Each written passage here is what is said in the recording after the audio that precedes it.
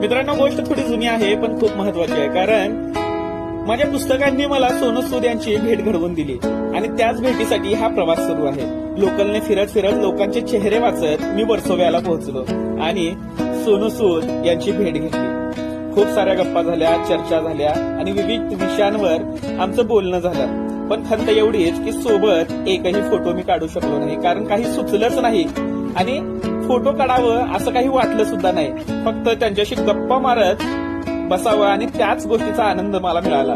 नंतर ना आम्ही मेट्रोने मुंबई दर्शनाला निघालो. ज्या वेळेला तुमचे मित्र कलाकार असतात त्यावेळेला त्यांच्या कलेचं दर्शन आपल्याला होतच आणि त्याचंच दर्शन मला मेट्रोमध्ये झालं. शुभमने अवघ्या 5 मिनिटात या काकांचं चित्र काढलं आणि मी थक्कच झालो.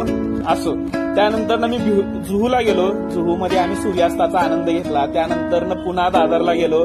तेजस्विनी मॅडमची भेट घेतली. पुस्तकाने